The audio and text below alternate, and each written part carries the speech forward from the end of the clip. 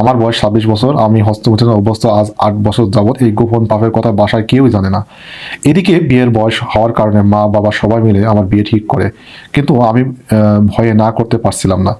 মেয়েটি সদ্য ফারেগা আলেমা, নরসিংদী জেলার, উনি একটা উল্লেখ করছে গ্রাম, আমরা গ্রামটাকে অ্যাভয়েড করছি। তো সম্ভ্রান্ত পরিবারের সুশ্রী মেয়ে। এদিকে বিয়ের সব ঠিকঠাক, সময় মতো গত বছর বিয়ে হয়েছিল। তারপর শুরু হয় আমার জীবনের কালো অধ্যায়।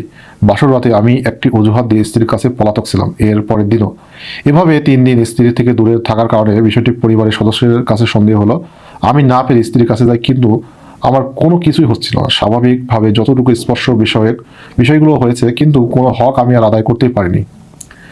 মেয়েটি আলেমা ও দিনদা, তাই এত বড় গোপন লজ্জাকর একটা বিষয়টি ধামাচাপা দিয়ে সে রেখেছে এবং আমাকে হারবাল চিকিৎসা সহ ডাক্তারের কাছে যেতে বলেছে।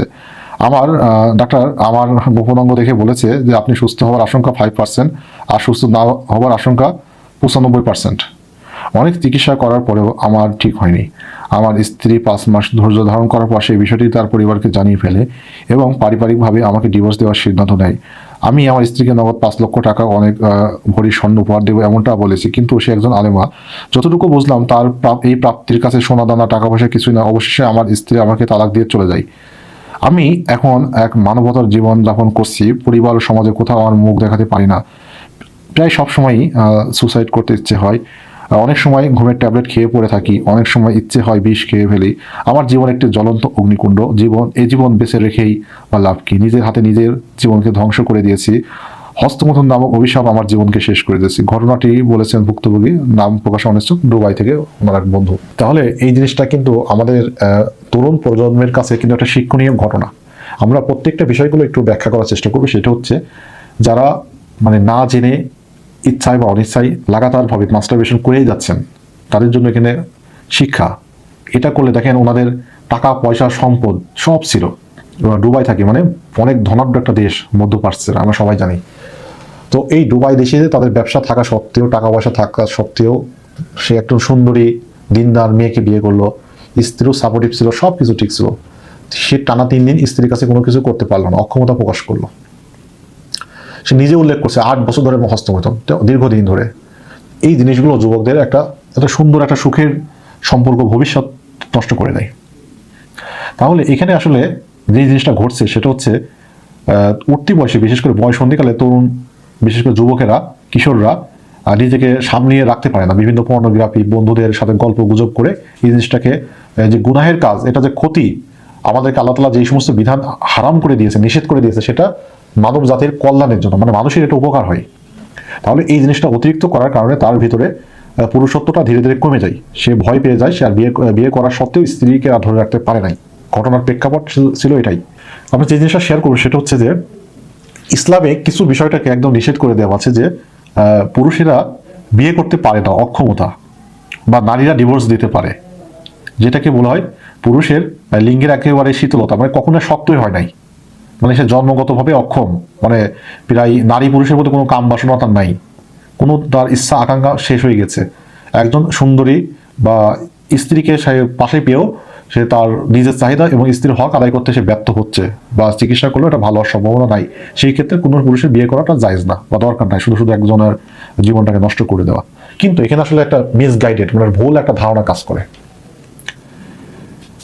যদি আপনার এটা লিঙ্গটা যদি সারা জীবনই যদি শীতল হয়ে থাকে,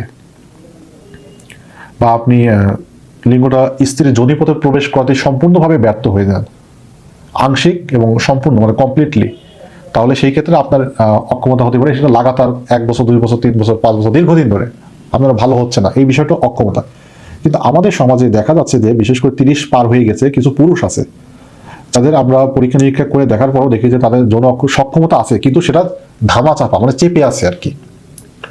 মানে এখানে সে কিন্তু স্পষ্ট করে উল্লেখ করলো যে সে হস্তমৈথুন করেছে। সে তার যদি অক্ষমতায় থাকতো, নারীর প্রতি যদি ইচ্ছা না থাকতো, বা তার ভিতরে কাম বাসনা না থাকতো, যদি লিঙ্গ শীতলই হয়ে থাকতো তার জন্মগতভাবে, তাহলে কিন্তু তার ভিতরে হস্তমৈথুনের কথা আসতো না। যারা হস্তমৈথুন করছে তাদেরকে আমরা ধরে নিয়ে যে তাদের লিঙ্গ শক্ত হতো একসময়, হয়তো সঠিক চিকিৎসা করলে এটা ভালো হয়। ওনার চিকিৎসা ওনাকে বলছে 5% সম্ভাবনা আছে, 95% সম্ভাবনা নাই। তবে আমরা এই 5%টাকে ধরে নিয়ে কিন্তু চিকিৎসা করতে পারি। বর্তমানে অনেক ধরনের চিকিৎসা রয়েছে, এই ভিডিওতে আমরা আরো উল্লেখ করছি। তো রোগীরা অনেক সময় ভয় পায় যে ওষুধ খেয়ে মিলন করলে এটা হিতের বিপরীত হয়, বা এটা আসলে তারা চিন্তা করে যে ওষুধ খেয়ে একেবারে সম্পূর্ণ সুস্থ হবো তারপরে বিয়ে করব, বিষয়টা কিন্তু একটা গ্যাপ হয়, মানে দুই দিকে মানে ভুল বোঝাবুঝি হয়। তাহলে সেক্সুয়াল যে সমস্ত মেডিসিন আছে, ওষুধ আছে, সাপ্লিমেন্টারি আছে, যে সমস্ত পরামর্শ আছে, এই ওষুধগুলো তো মানুষের জন্য তৈরি করা হয়েছে, এটা বোঝার বিষয়।